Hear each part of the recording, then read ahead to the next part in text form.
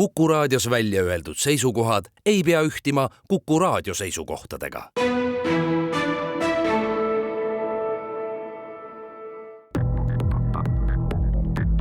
Krimiraadio. Tere taas, eetris on Krimiraadio. Nagu ikka, saadet on juhtimas ajakirjanikud Raul Ranne ja Karel Reisenbuk. Rõõm on teatada, et täna on taas meiega suurepärane ekspert Andres Anvelt, endine tipp-politseinik, poliitik ja kirjamees, kes tänasel päeval jagab oma hindamatuid kogemusi erasfääris. Krimiraadio regulaarsemad kuulajad on ehk märganud, et teatud perioodi tagant oleme me teinud ka nii-öelda nostalgiasaateid, mis on rohkem vaadelnud siis minevikus toimunud juhtumeid, kõiksugu nähtusi ja sündmustega seotud persoone. Oleme rääkinud asjadest näiteks, millest sai alguse uuema Eesti organiseeritud kuritegevus ja kasvas välja tänapäevane politseisüsteem. Ja sellest kõigest on õige inimene rääkima Veiko Kulla, mees, keda on kutsutud probleemide lahendajaks, ent kes tegelikult oli aktiivne tegus osaline taasiseseisvunud Eesti korrakaitsesüsteemi ülesehitamisel. Nii et tere tulemast Krimiraadiosse. Tere tulemast. Veiko Kulla, seesama väljend probleemide lahendaja või see tiitel, rahvasuus on teid umbes nii kuidagi kutsutud, vähemasti nii on kuidagi kõrvu jäänud. Kuidas te ise sellisesse tiitlisse suhtute? Täiesti rahulikult suhtun, sellepärast, et eks ta mõnes mõttes nii ongi, et kui naljaga öelda, siis ega mind kunagi kuhugi ei kutsuta, kui kõigil kõik hästi on. Ja kui me räägime 90-ndate, siis ärimeestele samamoodi, et ega kui neil oli vaja kasumit jagada, siis on mind ei kutsunud. Kui neil selle kasumi teenimisega tekkis probleem ja siis kutsuti mind, nii et ega see nagu väga vale määratlus võib-olla ei olegi. Aga kui tänase päeva tiitel paika panna, siis kuidas praegu võiks tituleerida või kutsuda teid? Täna on meil elu nii reguleeritud, et ma olen tegevjurist, ma tegelen enda õigusbüroos, ütleme ärijulgeoleku probleemidega, see sisaldab sisekontrolle, siseauditeid nii Eestis kui väljaspool. Mõningaid välisettevõtteid esindan ka kriisipiirkondades vastavalt nende tekkinud küsimustele või probleemidele. Ja tegutsen ka tegevjuristina. Põhiliselt minu eriala on kriminaalõigus, kriminaalmenetlus. Vahest ka haldus- ja väärteomenetlused, et kas siis klientidel või siis mingi lugu, mis on mulle huvi pakkunud, et olen oma nõu ja jõuga nagu abiks olnud. Andres, kuidas sulle tundub, mis oleks hetkel vanale kolleegile ja heale tuttavale Veiko Kullale kõige sobivam tiitel sinu arvates? See on hea küsimus. Kõigepealt see, et ongi hea sõber, aga kokkuvõttes ma arvan, ta ise kirjeldas väga hästi ära.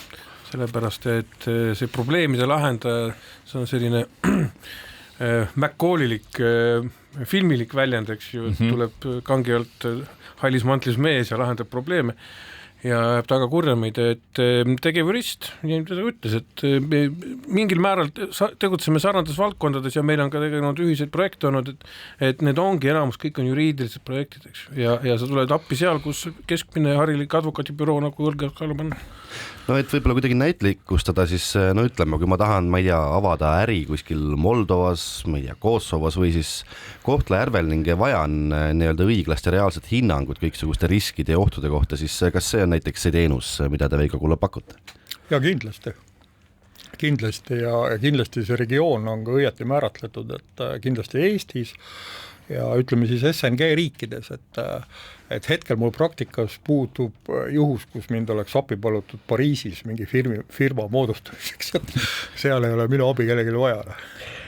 Aga kui näiteks minu uksel annab mingil päeval, ühel teatud päeval uksekeella keegi, kes sellisel vastuvaidlemist mitte taluval toonil annab mõista, et see business, millega mina just plaanisin alustada, see tegelikult ei sobi mitte ühele teisele ärimehele, ja kas siis on võimalik kogu asi lahendada teatud rahasumma eest või tuleb asjad kõik kokku pakkida, et kas sellisel juhul mul sobib teie juurde pöörduda, et aru saada, kes see on, kui tõsine lugu see on ja mida teha siis? No kindlasti alati tuleb ju, ega me mõnikord oma seda elukutset võrdleme ju ka nagu arstide elukutsega, et sa pead selle nii-öelda diagnoosi panema, tegema selgeks, milles on see probleem, kus selline nii-öelda siis ettepanek tuli noh, see võib olla kuskilt seotud minevikust, varasema tegevusega või millegi muuga või noh, tavaliselt need asjad ei tule nagu niimoodi issandast jumalast, et keegi tuli kellegi juurde, eks, et seal on mingi eellugu, seal on mingi eelteadmine, seal on mingi seotus, seal on mingi varasem pretensioon või lahkeli võib-olla, mis nüüd on nagu üles kerkinud. No see varasem asi võib olla just nimelt põhjus, miks otse politseisse ei saa minna. Täpselt nii. Ja loomulikult tuleb vaadata, kesed on, mis need on, kui põhjendatud see on, et kõiki asju on võimalik lahendada nagu läbirääkimistega. Kui suur see nõudlus on? Võiks eeldada, et praegu on ju ajad rasked, on see võib-olla kuidagi kasvanud, noh, maksud on tõusnud, nagu me teame, on aina suurem kiusatus ajada äri võib-olla sellisel hallil alal ja seal hallil alal on tavaliselt ka kõiksugused kurjategijad ootel, on see nii? No kindlasti on, ega see aeg on keeruline ja võib-olla see määramatus on võib-olla ärimeestele kõige nagu keerulisem, aga noh, kindlasti see hall ala kutsub alati nagu ütleme, tegema mingeid selliseid tehinguid, mis ongi seal kuskil halliala piiril, aga ega meie oma töös või mina näiteks konkreetselt kindlasti väga valin, kellega, mida ja millal ma nagu teen ja kas teen, et ütleme niimoodi, et Andres saab aru, mis ma mõtlen, et me proovime ikkagi alati olla õigel poolel. Kuigi see teinekord majandusvaidlustes on väga raske öelda, et kes on see õige just, eks. Aga noh, on asjad, mis on nagu selged, ütleme, et me ei ole kunagi nagu osalenud valel poolel mingites asjades, et seal on nagu oma kirjutamata reeglid ja põhimõtted ja noh, nendest tuleb lihtsalt kinni pidada. Andres, sa tahtsid lisada? Ma tahan lisada ühte asja veel, mis just nendest rasketest aegadest tulenev, et meil viimastel aastatel on ikkagi see riik suhteliselt rutiinseks ja võib-olla ka õhukseks pöötud mõningaid valdkondades ja tulemus on ka see, et sellistes valdkondades tuleb tihtipeale tegeleda nagu ettevalmistava perioodiga selleks, et riigi poole pöörduda. Sest riigi poole ressurssi ega võimekust teha seda eeltööd, ta võib isegi öelda, et siin on võib-olla kuritegu olemas ja kõik muud asjad, kus on tõendid, noh ja nii edasi. Ja nende tõendite puhul just võiks ju olla keegi abiks. Võib-olla keegi abiks ja nii tihtipeale ongi, et ma arvan, et Veiko on ka niimoodi, et me nii mõnigi selline ettevalmistus, ütleme tegevus lõpeb selles, et me pakume välja näiteks prokuratuurile, politseile või ka mõnele teise riigiametile, eks ju, kes teostab mingit haldusjärelevalvet või midagi sellist, pakume välja siis mingisuguse paketi, et näete, meie arust on tõendid siin. Et noh, siis andke oma arvamus selle kohta või hakake menetlusega pihta, nii et seda on ikka ette tulnud mitmeid korda. Kui ma nüüd, Veiko, sa tahtsid lisada? Ma tahan täienduseks öelda seda, võib-olla siinkohal on õige öelda, et see võib-olla on teise saate teema, aga näiteks mina leian, et Eesti seadusandluses on täna koht olemas sellisele, varasemalt oli meie õiguspraktikas olemas selline väljend nagu erasüüdistus. Näiteks eraettevõtjatel, kellel on tuvastatud kahjud, täna prokuratuuris, politseis materjalid seisavad aastaid, ilma et oleks isegi kannatanuga ühendust võetud.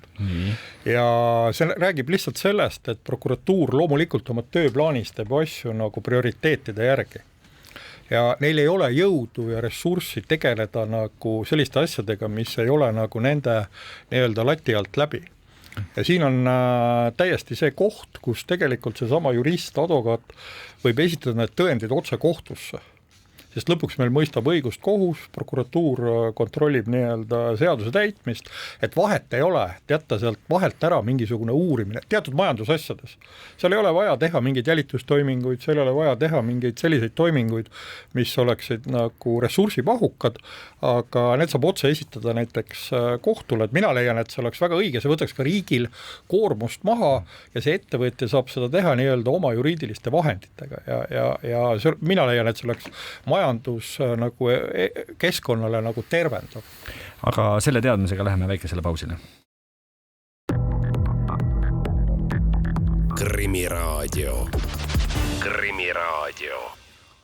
Krimiraadio jätkub, stuudios on ajakirjanikud Raul Ranne ja Karel Reisenbuk ning eksperdina on meil abiks Andres Anvelt. Tänases nostalgiahõngulises saates räägime põnevatest vahejuhtumitest ja nähtustest 90ndatel aastatel. Mis toimus noore vabariigi allilmas ja selle vastu seisnud politseisüsteemis? Stuudios on, võiks öelda, et legendaarne mees, Veiko Kulla. mees, keda on kutsutud ka probleemide lahendajaks, ent kes tegelikult oli aktiivne ja tegus osaline taasiseseisvunud Eesti korrakaitse loomisel. Veiko Kulla 33 aastat tagasi ehk siis 91. aastal suvel tuli Eesti julgeolekustruktuurides tegeleda küsimusega, et kes seal töötavatest inimestest on Eestiga ja kes on Eesti riigi vastu.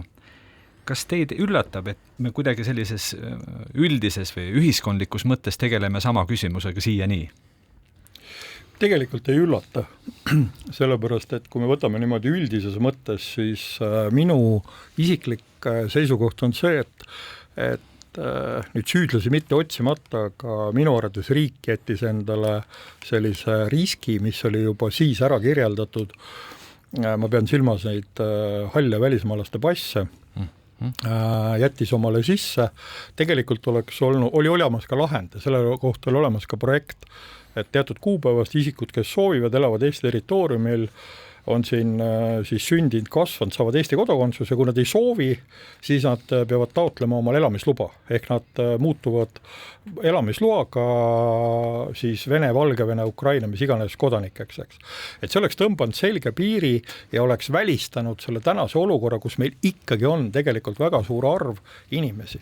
Veel hullem on see, et nende inimestel on teatud solvumine sees. Teatud kibestumine ja kui me siia lisame veel juurde selle, mida näiteks tänases kontekstis Venemaa väga edukalt kasutab, on see nii-öelda see teise maailmasõja nii-öelda käsitlemine, siis et inimesed on selle kõik omale nagu ju emapiimaga nagu nii-öelda sisse võtnud. Ja kuna riik ei ole sellega õieti tegelenud, ei ole seda õieti nii-öelda manageerinud, sealt et probleemid tulevadki, miks me täna sellega peame tegelema ja miks meil siin alles hiljaaegu oli uudis, et politseist pidi mingi inimene ära lahkuma, kuna tal olid nii-öelda venemeelsed vaated, eks. Nüüd veel, eks ole? Jaa, see oli alles nüüd ju ajakirjanduses käis läbi, ma neid nimesid ei mäleta, aga selline lugu oli, eks ju, neid on olnud jätkuvalt, eks ju. Aga 91. aastal oli toonane politsei siis ikka ilmselgelt suures osas venemeelne ka, et seal tuli ikka väga põhjalik puhastustöö ette võtta. Teate, ma ei ütleks niimoodi, seal oli pigem rohkem oli sellist äärmist segadust. Seal oli kindlasti mingid üksikud isikud, kes olid nagu väga selgelt nii-öelda interrinde ja Nõukogude Liidu meelsed. Aga seal oli ka inimesi, kes väga mõistvalt suhtusid sellesse, et rahvusvabariik ja nad olid pigem nagu neutraalsed, nad ei teadnud, mis edasi saab. Aga nagu alati, inimesed on erinevad ja need jõuvahekorrad olid sellepärast ebavõrdsed, et lihtsalt eestlasi ei olnud miilitsas. Ja seal oli ka mitmeid hetki, kus seal olid kriitilised momendid, kus seal mõned nii-öelda interrinde meelsusega ohvitserid omal algastusel üritasid nii-öelda relvi ära võtta Eesti ohvitseridelt ja seal oli nagu päris mitmeid selliseid teravaid konflikte, kus ütleme, vaadati päris tõsiselt üksteisele otsa. No interrindest rääkides ja sellest samast relvade asjast, siis siin 8 aastat tagasi ühes intervjuus te meenutasite, ma tsiteerin. Üks miilitsiülemus, kes andis 91. aastal Tallinna linna siseasjade valitsuses konkreetse korralduse relvad ära anda ja oli tuline interrinde pooldaja, esineb nüüd suure Eesti patrioodina. Kui ta mind näeb, pöörab pilgu ära. Kas te saate täna öelda, kellega tegu on? Teate, see on selles mõttes selline natuke eetiline küsimus, muidugi ma saan, aga kas see inimene ei saa ennast täna enam kaitsta ja ta ei saa midagi vastu öelda, sest ta on siit maailmast ära lahkunud parematele radadele, ta on seal interrindi radadel või muudel radadel, aga loodan, et tal on seal hea olla, eks. Et see ei ole korrektne nagu tema nime nagu välja tuua, et võib-olla see ei ole tema nagu lähedastele mugav või mis iganes, aga jah, see vastas tõele, see oli olemas ja tegemist oli endise Sorvo ametikuga, et seal olid täiesti nagu kardinaalselt erinevad nagu maailmavaated. Sorvo oli siis omaaegne majanduspolitsei? Omaaegne majanduspolitsei, jah. Sotsialistliku omandi riisumise vastu võitlemise osakond valitsus. Andres, sinu mälu on umbes sama kaugele tagasi kui Veikol, et mäletad sa, kas toonane selline väga paljude miilitsatöötajate või politseitöötajate või miilitsast üle tulnud politseitöötajate selline nõukameelsus või venemeelsus segas ka niisugust igapäevast operatiivtööd, politseitööd, kuritegude avastamist. Kuivõrd? Tegelikult seal on veel teised taustad, kui hakata mõtlema selle peale, kes olid ütleme suurema kogemustega jälitustöötajad olid venekeelsed ohvitserid. aga tuleb arvestada ka seda, et see aeg, üks asi oli iseseisvus, teine asi oli ka nii-öelda majanduslik iseseisvus ja paljud helgemad pead nendest läksid näiteks eraettevõtlusse, hakkasid tegelema igasuguse, siis oli veel kooperatiivindus läks üle, eks ju, mingid teiste ärimudeliteni ja nad olid aktiivselt seal. Osad olid nii siin kui seal, eks ju. Ja see tekitas võib-olla natukene segadust, aga sellist nüüd otsest vastutöötamist, et nüüd näiteks operatiivtöö puhul oleks segama hakanud kindlasti mitte, sest julgen öelda näiteks seda, et meie ainuke selline kaks tugevat jalga oli meie operatiivtööl või isegi 3, üks oli see, et tugev operatiivtöö käis vanglates, arestimajades, mis tõi, nagu öeldakse, iniminformatsioon ja teine oli väga kõval tasemel siis varjatud vaatus. Mõlemad need üksused või inimesed olid suuresti venekeelsed, aga mingisugust tagasilööki seal nende poolt ei olnud, ehk nad aitasid kaasa sellele, et me saaksime normaalselt tööta ja üks asi muidugi, kuna mina töötasin, me ühel ajal alustasime täpselt Veikoga, aga meie töörajad olid erinevad, tema oli alguses seal Tallinna Prefis, mina päris kiiresti sattusin kriminaaljälituse valitsusse, millest pärast tuli Keskkriminaalpolitsei, nii edasi, siis mina mäletan veel Putši aeg, kus nii mõnelgi siis ohvitseril, kes oli täielikult töömeelne, ta ei olnud, aga kapis oli siis juba mingisugune algeline Eesti politsei vorm, aga oli veel ka näiteks mingi alampolkovniku vorm, et selles mõttes vaatame, kuidas läheb selle parem. Aga seda varianti, et seal mingisugused Keemiarova või Permi grupeeringu tegelased oleksid liiga hästi saanud läbi teatud venekeelsete politseitöötajatega, sellist asja ei olnud? Sellist asja kindlasti oli, siin ei saa seda väita üldse, et ei olnud. Siin tuleb ka öelda seda, et näiteks nendesama keemiarovlastel olid, millest me oleme siin saates rääkinud, olid just selle ülemineku perioodil, siis kui Eestis kadus ka KGB, näiteks olid just KGB-ga olid sidemes, sellepärast kui me tuleme jälle selle sama asja juurde, kus oli Viru hotell, kus olid prostitutsioon, kus olid kõik muud sellised nii-öeldakse veel põrandalised äritegevused, siis seda suuresti kureeris ikkagi politseil ja miilitsel, me oleme seal koos töötanud, oli ka oma eriteenistus, aga KGB mängis seal seda rolli, kes võib käia, kes ei või käia. Kui teadlikult ikkagi mingil hetkel see selline eestistamine politseisüsteemis pihta hakkas, oli see ikkagi selline teadlik tegevus, et tuleb ikkagi see asi nagu eestimeelseks luua seal? Ma ei tea, kes tunneb ennast paremini vastu? Mina arvan, et ütleme, et Jüri Nurme oli Eesti esimene politsei peadirektor.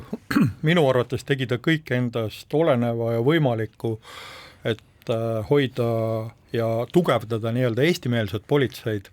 Ja ega ma selliseid sisekonflikte ei mäleta väga. Ütleme, et Eestis oli kõik see kuidagi rahulikult ja nagu Andres ütles, et tõesti oli inimesi, kes kindlasti ootasid, et kuidas edasi saab, sest tegelikult seda segadust oli väga palju. Mitte keegi ei osanud öelda, mis homme saab. Ja ega meie käest näiteks küsisid kolleegid, et kuulge, et mis saab homme, et kas me peame Venemaale minema, kas me peame mitte minema, et mis meiega juhtub. See ei tähenda seda, et oleks olnud Eesti vastu, lihtsalt ütleme seda selgitustööd või seda segadust oli just palju. Tegelikult olid nad head töömehed ja kindlasti ei saa öelda seda, et nüüd oleks seal venemeelsed ohvitserid hakanud mingite kuritegelike grupeeringutega koostööd tegema, seda olid kõik nõukogude nagu taustaga, mis tegelikult välistas selle. Ja see nõukogude nii-öelda operatiivtöötajate nagu kasvusüsteem oli küllaltki tugeva kontrolli all.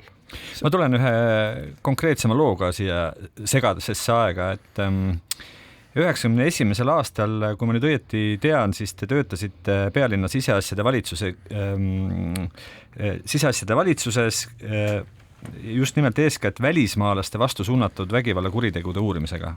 Ja, on see õige? On õige. Ja sellesse aega siis 91. aastasse jääb kurikuulus juhtum, kus tapeti 2 Rootsi ametiühingu tegelast. Ja ma saan aru, et see oli juhtum, kus ühelt poolt siis teie olite kõik need ööpäevad, millal seda asja menetleti ise asjas sees, aga et sinna oli kaasatud ka tegelikult kogu Eesti nii-öelda julgeolekusüsteemi koorekiht. Oli see nii? Tegelikult oli see natuke teistmoodi, sellepärast, et selle kuriteo uurimine, ütleme, see oli sellise nõukaaegse süsteemi järgi tehti operatiivgrupp. See oli tegelikult siis ministri käskkirjaga moodustatud, seal oli uurija, seal olid nimeliselt ära toodud operatiivtöötajad, kes seal oli näiteks kadunud Kostja Skrenikov, Konstantin Skrenikov, kes oli hea inglise keele oskusega hilisem Interpoli töötaja, kes suhtles siia tulnud rootslastega, seal oli Grigori Levtšenko, hilisem kaitsepolitsei asedirektor, pikaaegne ja väga suurte kogemustega. See oli väga tugev grupp. Mina olin sellesse gruppi lülitatud tänu sellele, et see nii-öelda see ala oli kaardistatud nii-öelda need prostituudid ja välismaalased ja see osa. Minu ülesanne oli seda gruppi varustada nii-öelda operatiivinformatsiooniga ehk agentuuri infoga.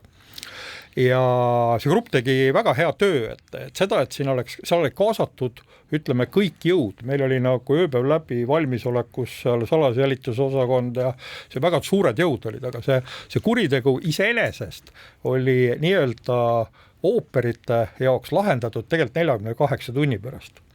Sellest loost on väga palju kirjutatud Eesti meedias. Kahjuks ei ole kirjutatud nagu päriselt, mis nagu toimus ja kuidas see nagu lahenes. Aga proovime sellest, mis päriselt toimus, rääkida pärast väikest pausi. Krimiraadio. Krimiraadio jätkub. Tänase mõneti nostalgiaõngulise saate juhtideks on Raul Ranne ja Karel Reisenbuk. Meid aitab ekspert Andres Anvelt. Külaliseks oleme kutsunud legendaarse mehe, kelle kohta öeldi omal ajal sündinud operatiivtöötaja ja tema nimeks on Veiko Kulla.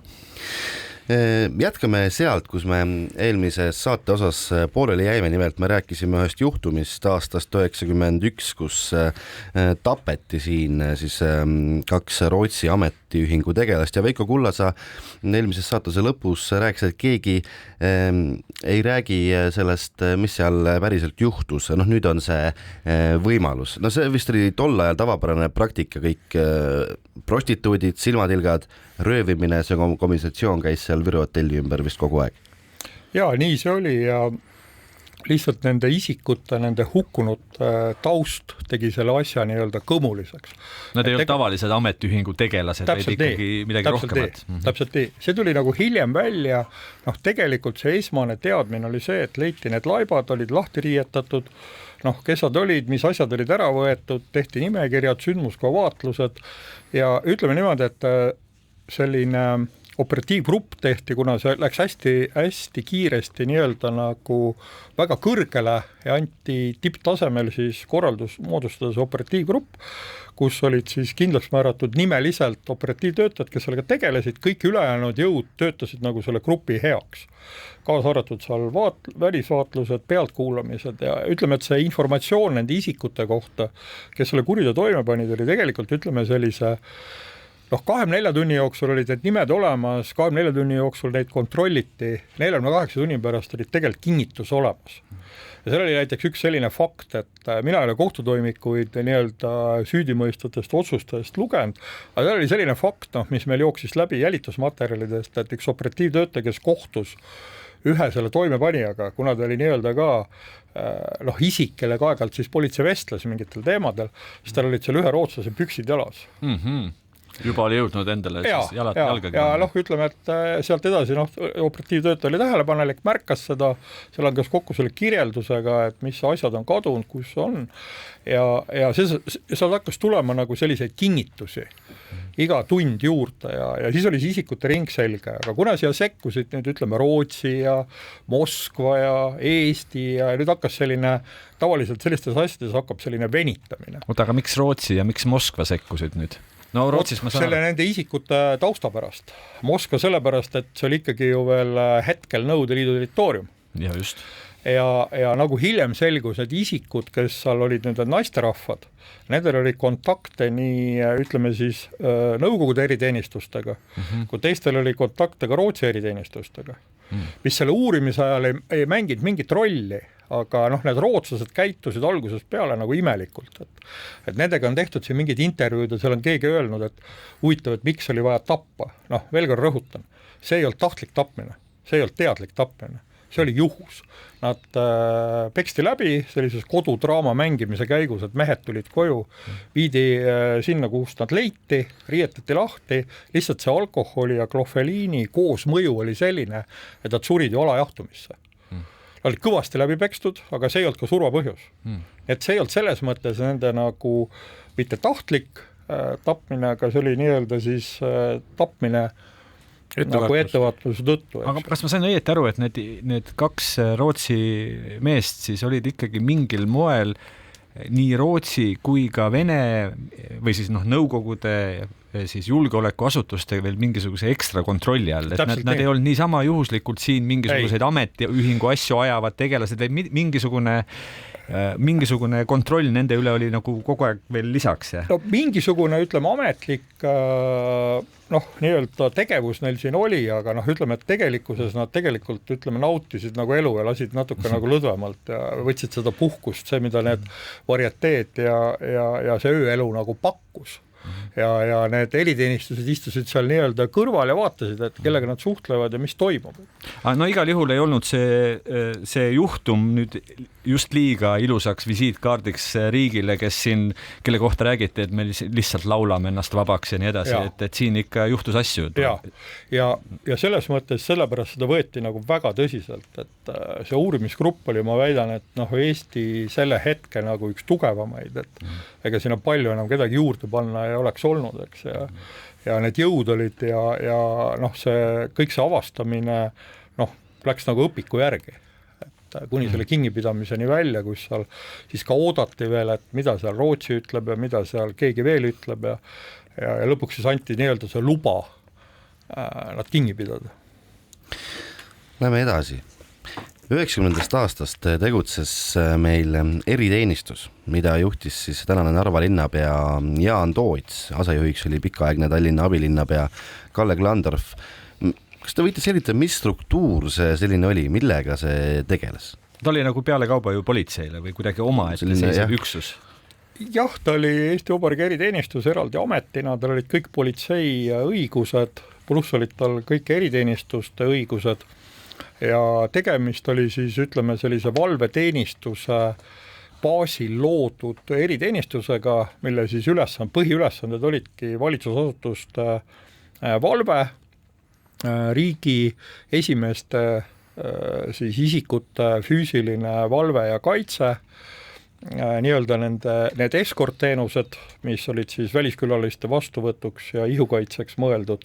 Ja pluss kõige sellele lisaks oli siis minu juhitud osakond, mis tegeles info kogumise analüüsiga just nende ülesannete täitmiseks. Et selles mõttes oli ta selline klassikaline eriteenistus selles ajas ja võtmes. Ütleme, et ei olnudki võimalik mingisuguse üksuse baasil seda luua, sest seda lihtsalt varem ei olnud. Ja hästi palju tuli peale kohe lääne instruktoreid, Inglismaalt legendaarne mees Jim Short, Jaanus Rahumäega koostöös lõid nad väga efektiivse reservi just sellistest noortest Eesti meestest, kellel olid nagu eeldused, seal oli päris korralik nagu valik.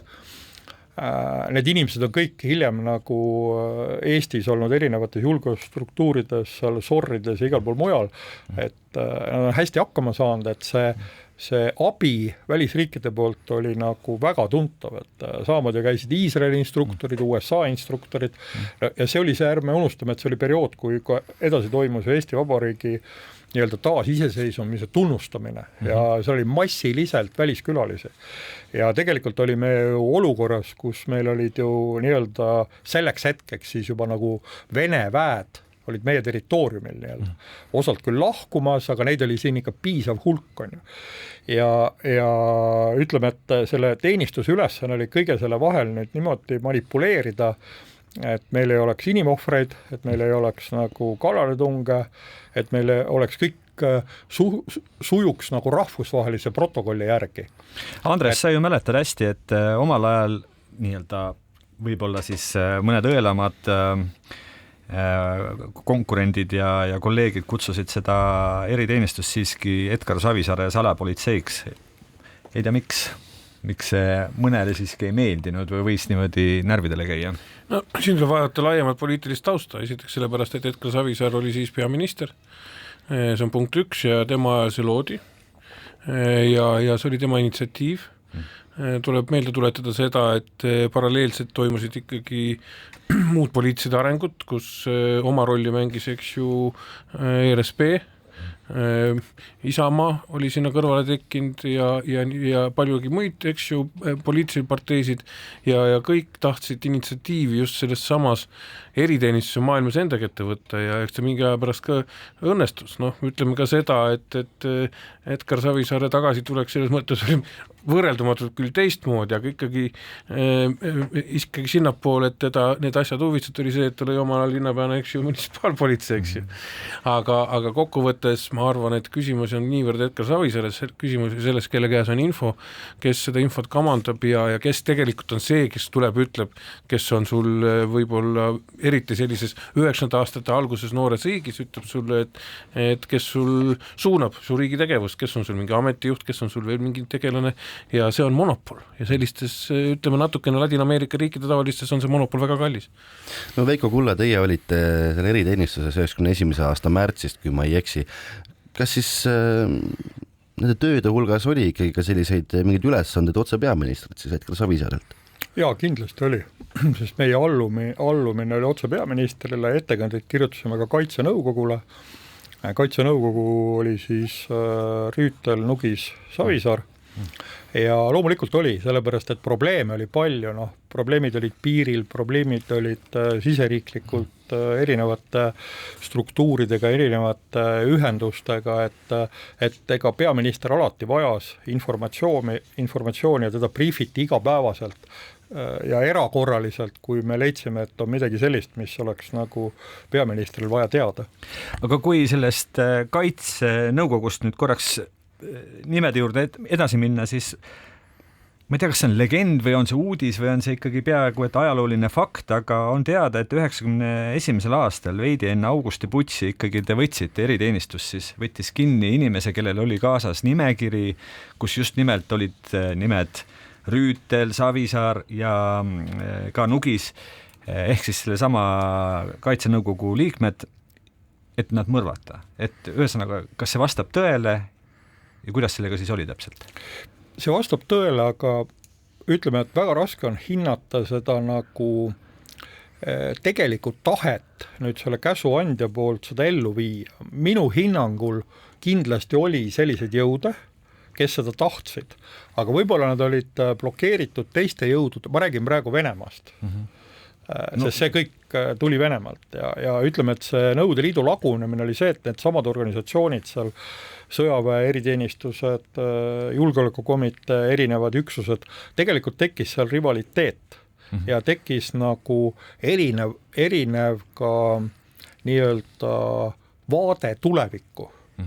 Oli väga palju julgeolekukomitee ohvitsere, kellele mina täna suruksin kätt, sest nad tegid, ütleme, teadlikult seda tööd, et nad hoidsid ära selliseid mõttetuid verevalamisi, mis tuli siis kuskilt, oli intsineeritud, näiteks oli ju oht üleval, et rünnata Pagari tänavat samal ajal, kui julgeolekukomitee seal sees oli.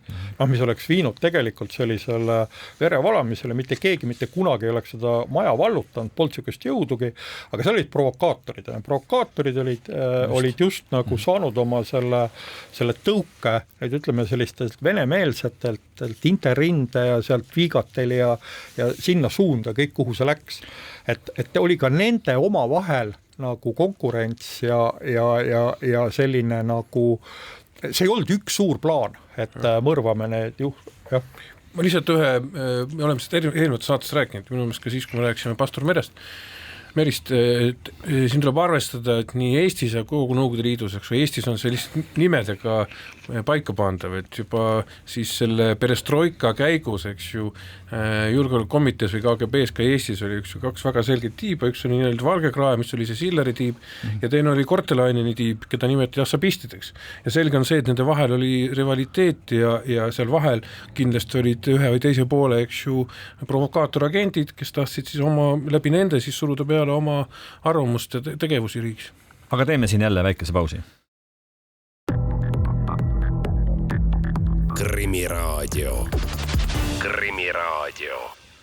Krimiraadio jätkub, saadet juhivad endiselt ajakirjanikud Raul Ranne ja Karel Reisenbuk ning tore, et täna on meiega ka ekspert Andres Anvelt. Tänane saade on peaasjalikult pühendatud 90. aastatele ja külaliseks on meil täna palutud Veiko Kulla, kes võiks öelda, et on legendaarne mees Eesti korrakaitsesüsteemi algusaastatest. Veiko Kulla, me eelmise saatebloki lõpus rääkisime kõikvõimalikest provokaatoritest ja tegelastest, kes siin moel või teisel üritasid kõigutada siis Eestis niigi vahetuma kippuvat võimu, eks. Et öelge, kas selline tegelane nagu Lõssenko, kes ju teadapoolest ründas Toompea lossi oma kambaga, kuivõrd tema oli Nõukogude eriteenistuste poolt toidetud ja nii-öelda kasvatatud tegelane?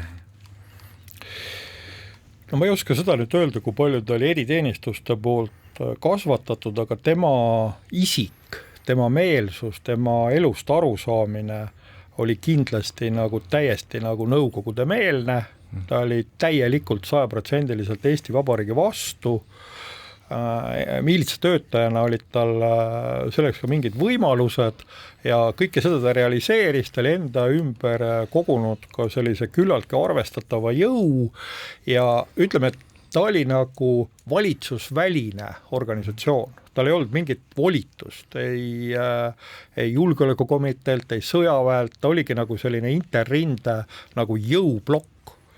Ja mingi hetk me olime täiesti valmis teda nagu jõuga kinni pidama, me ootasime ainult käsku. Ja see käsk nagu selliste asjade puhul ikka tuleb poliitikutelt ja poliitikud jäid nagu arutlema, et see oli üsna kindel, et selle kingimise käigus läheb kõvasti laskmiseks, sest kõik need isikud olid relvastatud ja loomulikult, et kui on juba esimene nii-öelda lask või veri lennanud, siis enam pidama ei saa, sest ega meie poolel olid ka isikud, kes olid kõik selleks valmis.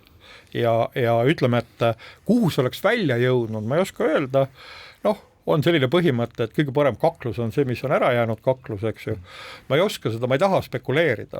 Kindlasti me oleks saanud neist jagu, Eesti Vabariigil oli öelda sellel hetkel see jõud olemas, aga mis see järgmine reaktsioon oleks olnud, seda me ei tea. Ma ei ole kindel, et see oli vale otsus, et jätta ta nii-öelda rahule, sest samas ta tegelikku reaalset ohtu ei kujutanud enam sellel hetkel. No jaa, aga samas 9. aasta, kui me eksi 15. mai, eks ju, kui ta korraldas seda rünnakut Toompeale, siis sellele parlamendi hoonele, ülemnõukogu hoonele, eks ju, kus on muidugi ka väga huvitav asi meelde tuletada, et ühel pool, eks ju, interline, teisel pool olid siis miilitsa vormis suuresti tegelikult, ma pakun välja pea 70% vene rahvusest ohvitser, eks ju. Ja ikkagi see rida püsis päris tükk aega, ta füüsiliselt suruti ikkagi lõpuks sinna Toompea hoovi, jällegi on alati küsimus jääb, kes selle ärava luku lahti tegi, eks ju, nii edasi, see jääb, aga mul lihtsalt selle Lõssenkoga tuleb meelde, et selle raames oli üks suur kriminaalasi, sest Lõssenko punase lipu otsaga lõi mulle vastu pead ja ma olin kannatanud selles krimasjad, mis ära lõpetati. Just ma tahtsingi täpsustada, et üks, kes seal reas oli ja vastu võttis seda, selles miilitsate reas olid ju sina, kes seda aga minul oli see asi, et ma ei olnud miilitsa vormi, ma olin operatiivtöötaja või kriminaaltöötaja, mul oli tagi ja Lõssenko mul otsa vaadates ütles väga konkreetselt, enne kui pähe lõi. Vene keeles ma hakkas seda kordama, aga proovin eesti keeli tõlkida. Piiks, julgeolekuahv, piiks, oled ka fašistidega piiks. Jah, toredad, kui nii saab öelda meenutused, eks ole. Veiko Kulla, mis teile meenub, kui öelda sõnad eraturvafirma SIA ja lindiskandaal? Meenub üks tore lõbus aeg, et sellel oli kaks poolt, üks oli puhtalt poliitiline ja teine oli selline siis õigusjuriidiline, et mis see SEA oli, et kindlasti ta oli omast ajast nagu ees, kui me hakkame juriidikast rääkima, siis ei olnud jälitustegevusseadust, seal oli nii-öelda kombineeritud selline kombinatsioon kriminaalpolitseiga, läbi eraettevõtte lahendati teatud küsimusi, koguti informatsiooni, need aruanded on tegelikult Riigikogu erikomisjonile esitatud, need olid sadades esimese ja teise astme kuritegusid, mis olid nagu lahendatud selle struktuuri abil. Nüüd teine pool oli see poliitiline, nii-öelda see lindiskandaal, mis minu jaoks oli selles mõttes nagu totter, et sellest puhuti nagu üles selline lugu, mis minu arvates nagu tegelikult ei väärinud, seal ei olnud mingit salajast pealtkuulamist, seal poliitikud, kes kartsid, et teine pool homme ütleb, et seda pole olnud, lindistas oma enda vestlust, eks. Et noh, minu jaoks klassikaliselt pealtkuulamine on ikkagi see, et seda tehakse kellegi nagu ütleme, mitte osavõtul. Aga noh, nendes materjalides seda ei olnud, noh, Savisaar tegi oma otsused poliitikuna, noh, see tõi nagu vastasleeri siis ütleme, tegema oma samme, noh, ja seal oli üks selline võimalus, mida siis ära kasutati ja ega seal ei olegi rohkem nagu midagi öelda, kõik see muu, kuidas seal pärast siis, et kes seal ütles, kes seal siis lindistas või kes seal lindistanud, noh, ütleme mingit juriidilist lahendust ta ka ei saanud, eks ta oligi selles mõttes nagu selline noh, teatud jõudude poolt osavalt üles keeratud Savisaare vastane nagu ütleme meediakampaaniana. Kas selleks teatud jõuks ei olnud ka mitte kapo või? Jah, üheks osapooleks jah, sellepärast, et hetkel oli laual ka selle kapo peadirektori Pihli väljavahetamine teatud põhjustel. Ja seal oli osaline ka hilisem siis tuntud riigireetur Herman Simm ja veel terve rida toredaid inimesi, eks. Et see sellel hetkel seda neil õnnestus niimoodi teha, eks. Ja noh, ega ta lõppkokkuvõttes kuhugi nagu ei viinud, et kui riigireetur Herman Simm juba jutuks tuli, siis te olete ise öelnud, et riigireetur Simm oli teie silmis juba tunduvalt varem lihtlabane kurjategija. Millest selline veendumus? Aga see oli see sama SCA ajal, kui me ju tuvastasime selle nii-öelda politseis kõrvaldatud, ma mäletan enam täpselt, mis olid hambaravi kabinetid ja see oli tegelikult nagu politseile kingitud humanitaar nii-öelda abi, mida ta siis seal oma äranägemisel jagas, eks ju, noh, teiseks kõik tema nagu need sidemed ja foobiad juba varasemast, eks, et noh, ütleme, et ma olen nagu öelnud, et ta ütleme, kui see sama eriteenistus, millest me ennem rääkisime, oleks jätkanud nagu riigi julgeoleku teatud küsimuste tagamisega, siis noh, Simm ei oleks saanud mitte uksehoidjaks, ma isegi täpsustaks, ta ei oleks isegi Kõrvaltänava maja uksehoidjaks saanud, kui me kaitseministri räägime. Ja ometigi sai. Sai. Oskate öelda, kes oli siis see inimene, kelle protežeeda või kes oli tema protežee siis? Aga vaatame tema nii-öelda julgeoleku kontrolli lubasid, kes on need allkirjastanud ja kes on need load väljastanud. Ja osa see informatsiooni oli nendel isikutele ju teada kahtlemata, et jääb üle küsida, et millisel kaalutlustel seda nagu tehti.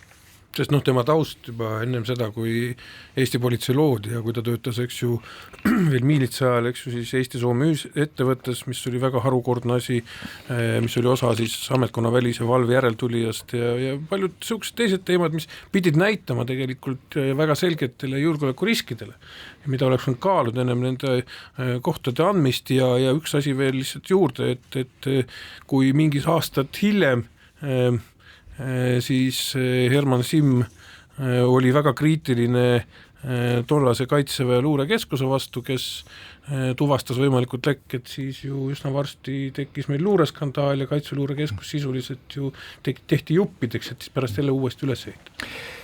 Kahjuks saateaeg ikkagi lendab täna ja paljud küsimused jäävad siin nüüd küsimata, aga ühe asja ma peaksin üle küsima, et Veiko Kulla, teid on ju ka isiklikult rünnatud töö tõttu. Öelge, kas see jätab jälje, kui kauaks ta jätab jälle? Jah, rumal küsimus, et kas jätab, kindlasti jätab, aga kui kaua jääb see jälg ja kui kauaks jääte ta nii-öelda üle õla tagasi vaatama ikkagi?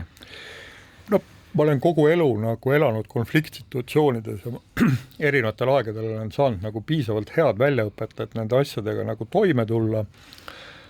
Ütleme niimoodi, et noh, ainult loll ei karda ja sellised asjad kindlasti jätavad oma jälje, kindlasti nad teevad ettevaatlikumaks, kindlasti nad sunnivad nagu analüüsima teatud tegevusi, aga samal ajal olen ma alati sellega arvestanud ja see risk on alati olemas. Ja eriti ütleme, et häirivam võib-olla, kui te peate silmas seda konkreetset lugu, mis seal 2002. aastal juhtus, eks.